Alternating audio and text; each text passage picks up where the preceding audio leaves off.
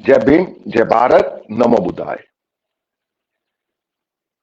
राम नाम बहुत बड़ा, इसको एक उछाल के राम नाम को, और तमाम तरह की पॉलिटिक्स जो थी वो राम नाम पे की। लेकिन अब न जाने क्या हुआ कि राम नाम नहीं आया योगी आदित्यनाथ के काम। वजह बहुत साफ स्पष्ट, अयोध्या की जगह गोरखपुर शहर से चुनाव लड़ेंगे योगी आदित्यनाथ। हिंदू तबका एक कट्टर चेहरा अयोध्या से भाग गया। वजह, अगर अयोध्या से चुनाव लड़ते योगी आदित्यनाथ तो वहां पे बहुत वक्त उनको देना पड़ता। अयोध्या में जो खबरें अभी तक की हैं उन खबरों के मुताबिक वहां पर बीजेपी इतनी ज्यादा अच्छी स्थिति में नहीं है। वैसे बीजेपी का थिंक टैंक और बीजेपी के तमाम बड़े नेता चाहते थे कि योगी आदित्यनाथ अयोध्या से चुनाव कंटेस्ट करके एक मैसेज दे, लेकिन वो मैसेज जो था वो हवाई हो गया, टाइम टाइम फिश हो गया। इससे अनुमान लगाया जा सकता है कि कितना बैकफुट पे है यूपी में बीजेपी। ये वही यूपी है जिस यूपी के अंदर पिछले 5 साल में 30 यूनिवर्सिटीज जो हैं यूपी की, उन सब में मात्र एक शेड्यूल कास्ट कुलपति है या वाइस चांसलर है, बाकी सबके सब ब्राह्मण, पखंडवाद। जब शिक्षा, एजुकेशन जो मौलिक अधिकार है सबका, अगर उन संस्थानों में पाखंडवाद होगा तो जाहिर तौर पर इसका अंजाम जो है वो जानते हैं आप कि कितना होगा। क्योंकि वंचितों को तो पहले ही शिक्षा से वंचित करने की कोशिशें आज से नहीं, हजारों वर्षों से लगातार बार बार होती आ रही है। कल योगी आदित्यनाथ जब गोरखपुर में एक वंचित के यहां खाने के लिए गए थे, उसी वक्त ये एहसास हो गया था कि योगी आदित्यनाथ अयोध्या को बाय बाय करने वाले हैं।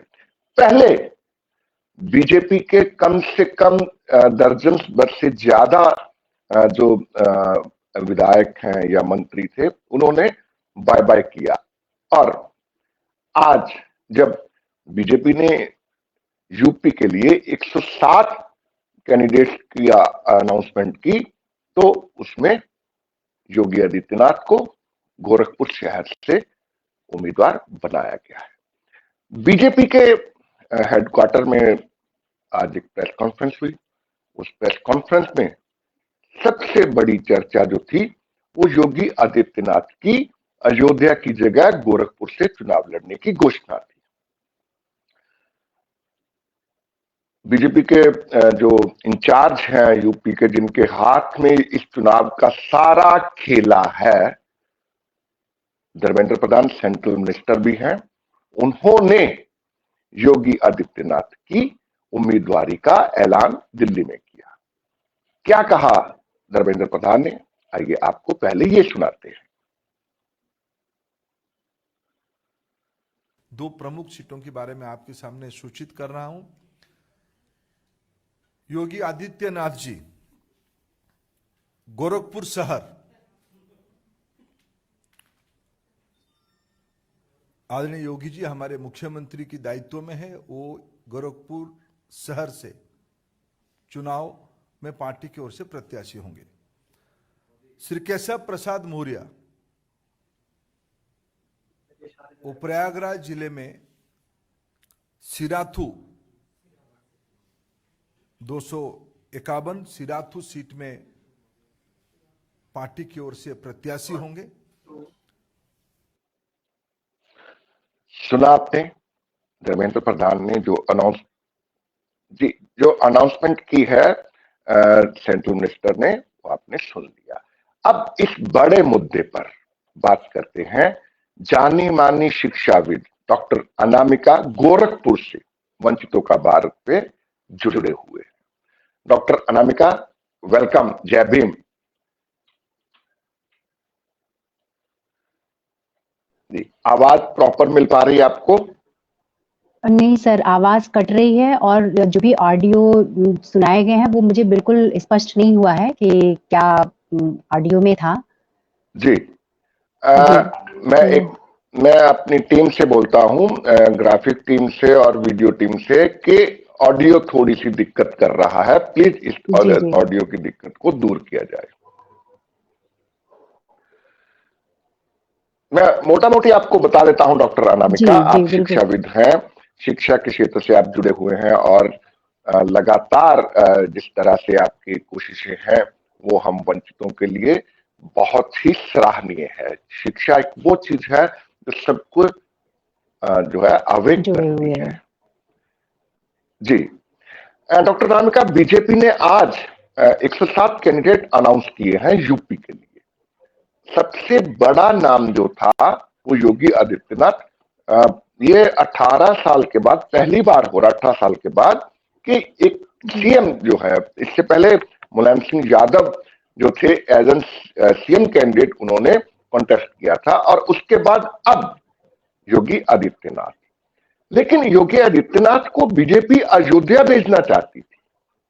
क्या हुआ ऐसा कि योगी पलट के फिर पहुंच के गोरखपुर शहर? आप भी गोरखपुर से हैं, क्या सूरत हाल है? कितना ये जो मैसेज है, ये संदेश जो है, उसको किस तरह से देखते हैं? मेरी समझ ये कहती है कि ये जो संदेश बीजेपी देना चाहती थी, हालांकि योगी आदित्यनाथ ने मेन स्ट्रीम मीडिया पे 80 बनाम 20 का एक नया स्लोगन शुरू किया था। उसके बाद वो स्लोगन जैसे ही आया था, उसके बाद खेला हो गए, खदेड़ा हो गए, ऐसी तमाम चीजें थी वो उभर के सामने आनी शुरू हो गई।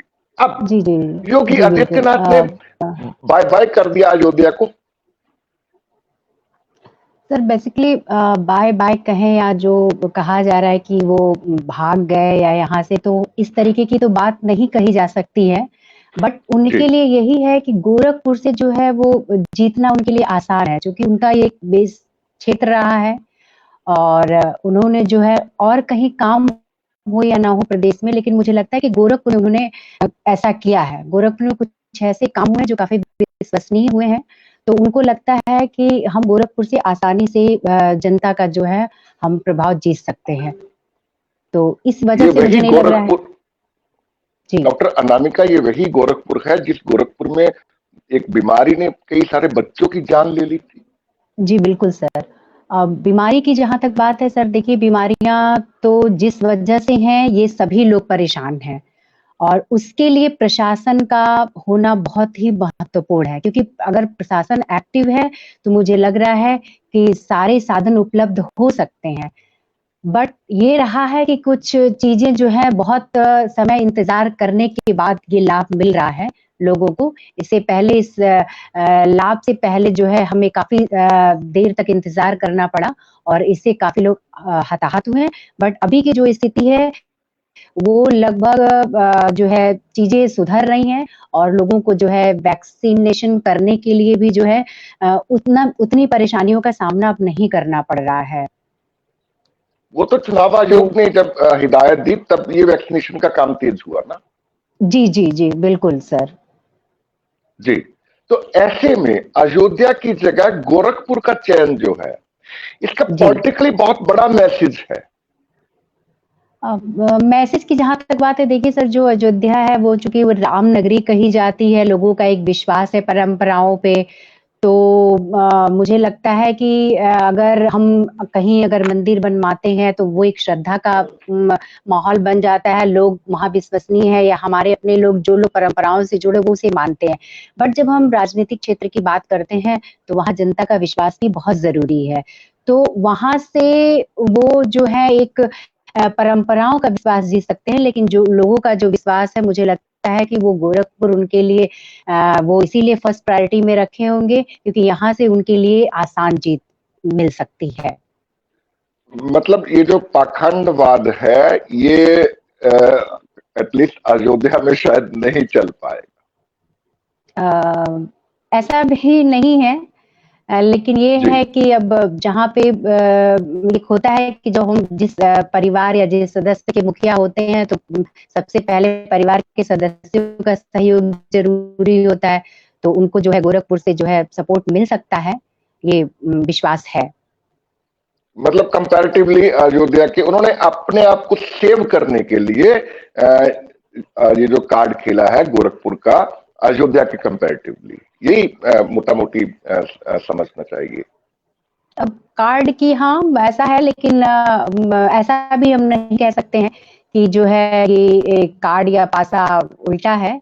मुझे लगता है कि जो क्षेत्र है, जिस क्षेत्र को चूंकि गोरखपुर उनका जो है एक बेस क्षेत्र है, उन्होंने बना करके यहाँ से किया, और 1986 से 87 से ही आप देख रहे होंगे कि जो है वो जिस तरह लगे हुए हैं, और चूंकि अपने क्षेत्र का होने की वजह से जो है काफी उनको प्रभाव मिलेगा।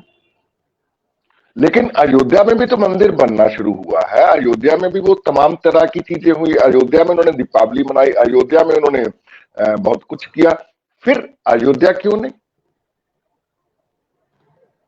अयोध्या और गोरखपुर में अंतर तो है ही सर, क्योंकि वहाँ जो मस्जिद और मंदिर का जो मामला एक धार्मिक मामला भी है वहाँ पे।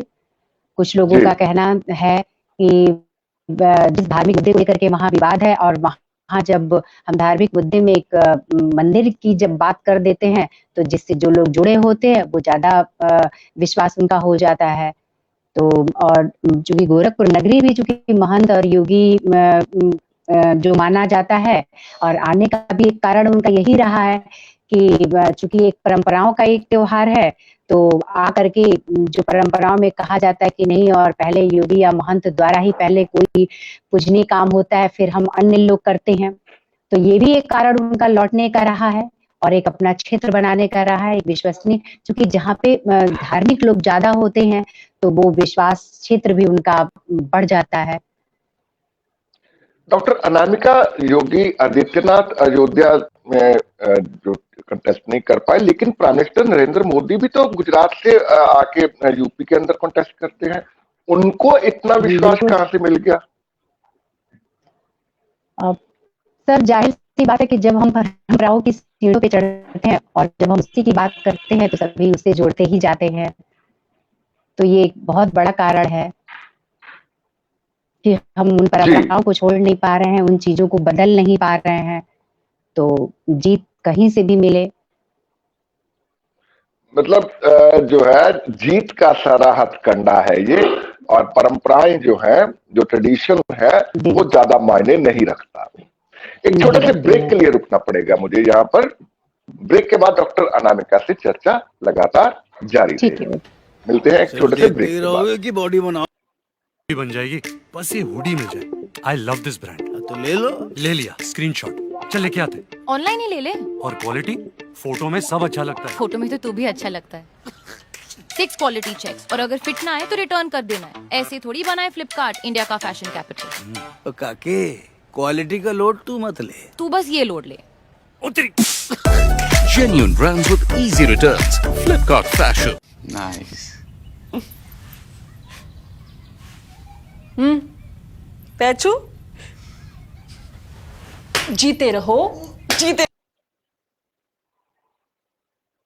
ब्रेक के बाद एक बार फिर आप सबका स्वागत। वंचितों का भारत पर आज चर्चा यूपी की, उस यूपी की जिसका बेहद एक इंपॉर्टेंस है इंडियन पॉलिटिक्स के अंदर। उस इंपॉर्टेंस को थोड़ा सा अब अगर नजरिए से देखा जाए तो जो एक क्रिएशन बीजेपी चाहती थी यूपी में, शायद उसको थोड़ा सा धक्का लगा है। हालांकि पूरी कोशिश होगी बीजेपी की कि इस ये जो एक डेंट है, इसका डैमेज कंट्रोल की पूरी कोशिश रहेगी, लेकिन सवाल जो है वो लगातार उठते रहेंगे। इस बड़े मुद्दे पर चर्चा के लिए हमारे साथ गोरखपुर से डॉक्टर अनामिका है, शिक्षाविद है और शिक्षा जिसके पास है उसके पास सब कुछ है। डॉक्टर अनामिका, शिक्षा जो है आज, आप एक शिक्षाविद है, लेकिन यूपी के अंदर ये जो सिस्टम बनता जा रहा है 5 साल में, यूपी में 30 के करीब 30 या इससे 1-2 आगे पीछे, ज्यादा भी हो सकते, कम भी हो सकते, नियुक्तियां जो हुई है चांसलर एंड वाइस चांसलर की, उसमें ब्राह्मणवाद को बहुत ज्यादा सब कुछ दिया गया, ओबीसी को उसके बाद, और देन एससी एक। जी, ये जो शिक्षा स्तर है, और ये पॉलिटिकली सब मतलब इसमें राजनीति भी एक मुद्दा है, क्योंकि ये अपॉइंटमेंट जो है वो बीजेपी की गवर्नमेंट के अंदर हुई है। इसको कैसे देखते हैं आप?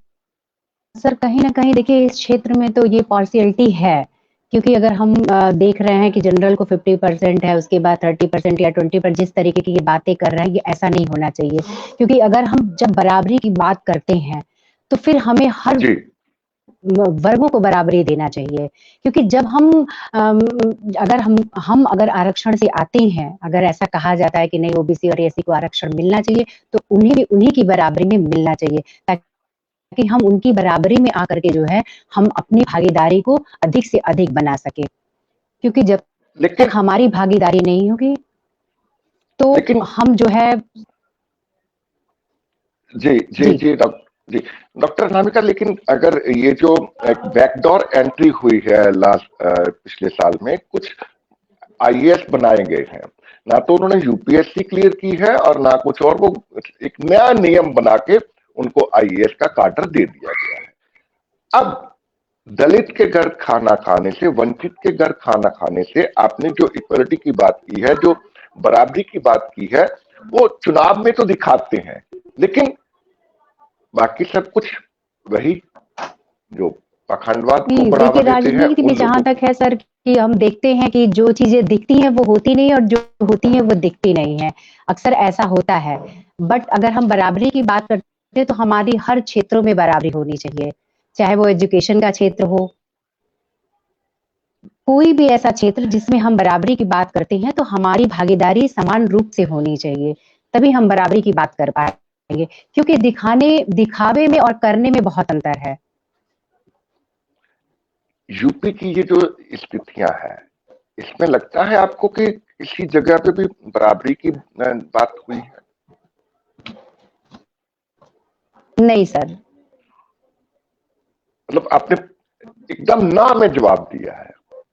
जी, तो अगर है भी तो वो भी बहुत नाम मात्र का। जब भी अभी जैसे आपने कहा कि हायर एजुकेशन वगैरह में जब आती है सीटें, तो जनरल की अधिक होती हैं, ओबीसी की कम होती हैं, एससी की सबसे कम होती हैं, तो ये तो फिर शासन स्तर से इसका आकलन करना चाहिए कि हमें किस तरीके से इन सीटों का अवलोकन करना चाहिए। यदि सीटें फुलफिल नहीं होती हैं तो ये कहा जाता है कि ये वैकेंसी जो है वैकेंट रह गई, लोग भरे नहीं, या तो फिर उन लोगों को सूचना नहीं पहुंचाई जाती है, तो फिर ऐसा हो सकता है। तो ये तो फिर शासन स्तर पे जो नियम बनाए जाते हैं उसका पालन भी होना चाहिए। किस तरह से सॉल्यूशन देखते हैं आप इसका? सर सॉल्यूशन इसका यही है कि जब भी हम ये सीटें निकलती हैं तो इस पे जो है ये गवर्नमेंट को भी नजर रखनी चाहिए कि जो पॉलिसी बना रहा है उस पॉलिसी मेकिंग में सभी का योगदान है या नहीं, या सीटें ये भर रही हैं कि नहीं भर रही हैं। क्योंकि ज्यादातर ये है कि जनरल की सीटें तो फुलफिल हो जाती हैं, बट हम देखते हैं कि ओबीसी और एससी की सीटें कहीं ना कहीं जो है ये फुलफिल नहीं हो पाती हैं, और जनरल की सीटों से ही इनकी सीटें भर दी जाती हैं, और बाद में ऐसा संदेश आता है कि जो है वैकेंट सीटें रह गई, इसमें लोग मिले ही नहीं। तो क्या ये जो चुनाव यूपी का होने जा रहा है, ये चुनाव एक नई मिसाल बन जाएगा? सर मिसाल तो तभी बनेगा जब हम सभी क्षेत्रों पे ध्यान देंगे। केवल एक क्षेत्र पे ध्यान देने से कभी भी कोई भी मिसाल नहीं बनाई जा सकती है। जब हम स्वास्थ्य की दृष्टि से देखें, जब हम एजुकेशन की दृष्टि से देखें, जब हम पत्रकारिता के क्षेत्र में देखें, मीडिया हमारी, जब हमारी सभी जगह भागीदारी होगी, तब हम ये समझेंगे कि हमारी भागीदारी जो है समान रूप से हो रही है। चलिए, बहुत बहुत शुक्रिया आपका doctor Anamika, thank you so much. Thank you so much sir, thank you. साथियों, ये जो तस्वीर बयां कर रहे थे डॉक्टर अनामिका, ये बेहद इंपॉर्टेंट है सबके लिए, इसलिए कि हमारा संविधान हमें शिक्षा का मौलिक अधिकार देता है, फंडामेंटल राइट हमें कॉन्स्टिट्यूशन देता है, लेकिन उस पे काम सरकारें नहीं करती है। इसलिए नहीं करती है सरकारें कि उनको वही बस कट्टरता, हिंदूवाद, मुस्लिमवाद और ये तमाम तरह की चीजें उछाल के वो गैर बराबरी को जो है पनाह देते, पनाह मतलब उसको विस्थापित करते हैं। साथियों, आज के लिए इतना ही। जय भीम, जय भारत, नमो बुद्धाय।